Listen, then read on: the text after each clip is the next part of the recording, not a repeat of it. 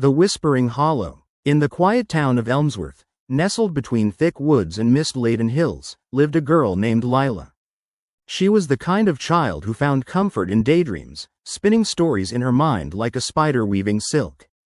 Her bright eyes sparkled with a vivid imagination, but as Lila grew older, she found herself a bit isolated, her imagination forming a barrier between her and the other children. That's when she met Harlow. Harlow appeared one sunny afternoon during a picnic in her backyard. She was everything Lila had ever wanted in a friend: charming, quick-witted, and endlessly entertaining. With her fiery red hair and soft green eyes, Harlow captivated Lila. The two bonded over shared stories and wild adventures through the forest, pretending to be explorers in uncharted lands or witches brewing magical potions. At first, Harlow was a delight, a companion who listened and understood Lila in ways others did not. But as days turned to weeks, Lila noticed subtle changes. Harlow began to suggest darker games. "Let's go into the woods at night," she proposed one evening when the moon hung low in the sky. "The shadows hide the secrets the light can't see." Lila hesitated. Her parents had warned her about wandering into the woods after dark. "Maybe we shouldn't," she replied, voice trembling. But Harlow's eyes gleamed with excitement. "Don't you want to discover the hidden things? Don't you want to see what others can't?" Gradually, Lila found herself swept into Harlow's world, moving further away from what was once safe. Their midnight escapades quickly turned sinister. They would collect twigs and stones during their ventures, rituals Harlow insisted were critical for summoning the Watchers, beings that lurked beyond the veil of reality.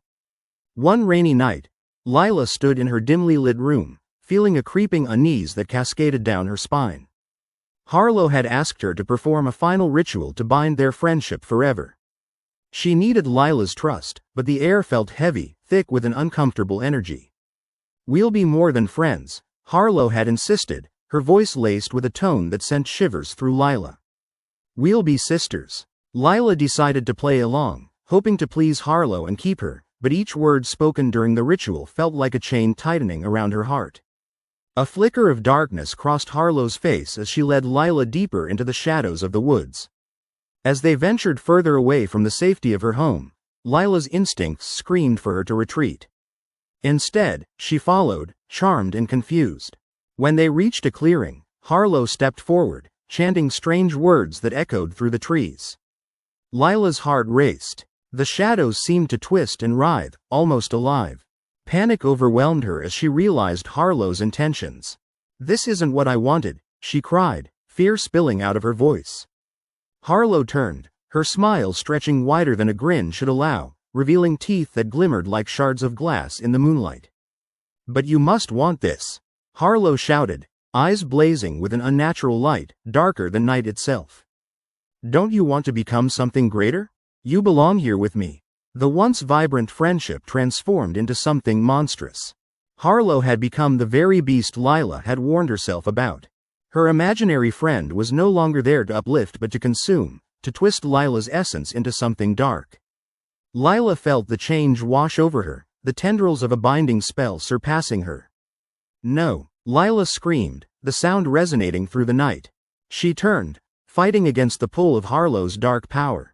In a desperate bid, she raced back toward the familiar, the safe, the bright light of her home.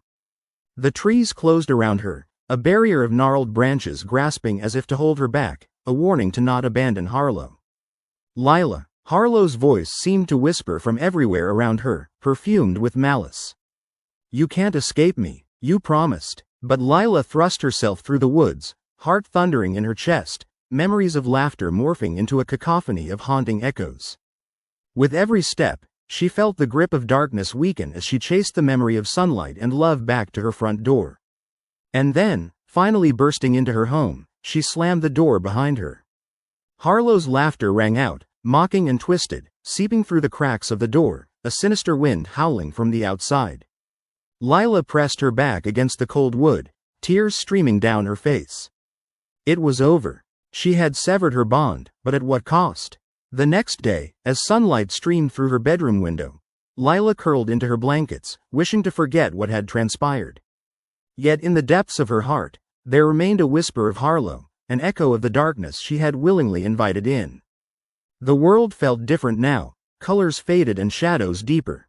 And somewhere, lurking just beyond her line of sight, the transgressed borders of friendship began to unravel once more.